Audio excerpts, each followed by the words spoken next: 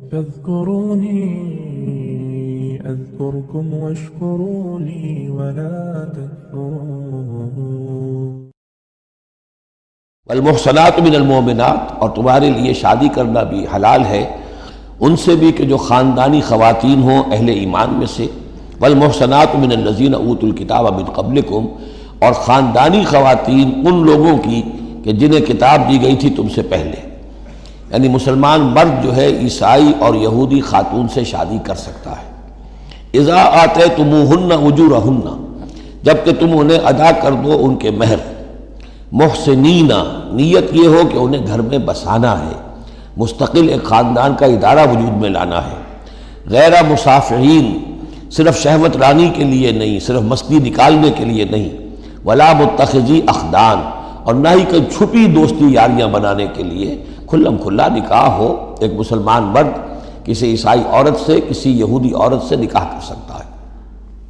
اس کے ضمن میں آج کل بہت سے اشکالات ہیں لوگوں کو، تو اس کے ضمن میں وضاحت کیے دیتا ہوں کہ جہاں تک تو شریعت کا اصل حکم ہے وہ تو یہ ہے، اور چونکہ شریعت محمد الرسول اللہ پر پوری ہو چکی ہے، اس میں کوئی تغیر و تبدل نہیں ہو سکتا، لہذا اس کو منسوخ ہم نہیں کر سکتے، یہ تو قانون جو ہے قائم رہے گا، اور یہ اس کا جواز جو ہے، یہ اس کا جو کچھ لوگوں کو اس کے خلاف جو مصلحتیں نظر آتی ہیں وہ اپنی جگہ پر صحیح ہیں،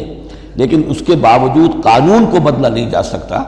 اگر ایک خالص اسلامی ریاست ہو تو کچھ عرصے کے لیے کسی ایسی اجازت کو موقوف کیا جا سکتا ہے،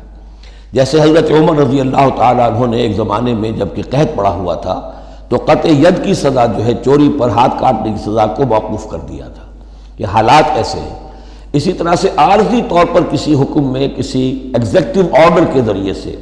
اسلامی حکومت کے کسی عارضی حکم کے ذریعے سے کوئی پابندی لگ سکتی ہے۔ مثلاً چونکہ صورتحال یہ ہے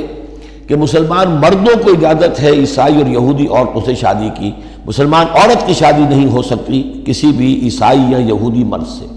اب اس کی کیا علت ہے کہ عام طور پر سمجھا یہی جاتا ہے کہ مرد غالب ہوتا ہے، لہذا اس کا امکان ہے کہ وہ اپنی بیوی کو سیدھے راستے پر لے آئے گا، نہ یہ کہ اس کی بیوی اسے غلط راستے پر لے جائے گی۔ دوسرے یہ کہ اس زمانے میں اولاد ہوتی تھی مرد کی، تو گویا کہ ثابت تھا کہ جو اولاد ہوگی وہ ماں پر نہیں ہوگی، عیسائی نہیں ہوگی، یہودی نہیں ہوگی، بلکہ وہ مسلمان ہوگی۔ دوسرے اس وقت مسلمانوں کا غلبہ ہو گیا تھا،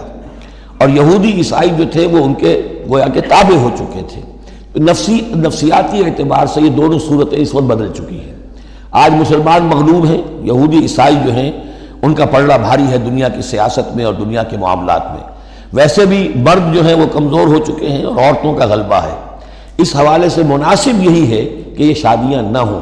لیکن حرام ان کو ہم نہیں کہہ سکتے۔ البتہ کوئی اگر اسلامی ریاست کہیں قائم ہو جائے تو پھر وہ وقتی طور پر جب تک کہ حالات میں کوئی اور تبدیلی نہ ہو جائے، مصلحتوں کے پیش نظر اس اجازت کو عارضی طور پر منسوخ کر سکتی ہے۔ وَمَنْ يَكْفُرْ بِالْإِيمَانِ فَقَدْ حَبِطَ عَمَلُهُ، تو جس شخص نے ایمان کے ساتھ کفر کیا اس کے تمام اعمال حبط ہو گئے۔ اب اس میں اشارہ اہل کتاب کی طرف بھی ہو سکتا ہے کہ پہلے وہ صاحب ایمان تھے، جب تک محمد الرسول اللہ تشریف نہیں لائے، جو حضرت عیسیٰ کو مانتا تھا وہ مومن تھا، جو حضرت موسیٰ کو مانتا تھا مومن تھا، لیکن یہ کہ اب اگر وہ نہیں مان رہے تو گویا کہ وہ کفر کر رہے ہیں۔ اور دوسری یہ کہ کوئی شخص ایمان کا مدعی ہو کر ایسی حرکتیں کرے کہ جو کہ کافرانہ ہے تو اس کے تمام اعمال حبط ہو جائیں گے، وَهُوَ فِي الْآخِرَةِ مِنَ الْخَاسِرِينَ، اور آخرت میں وہ ہوگا بڑے خسارہ پانے والوں۔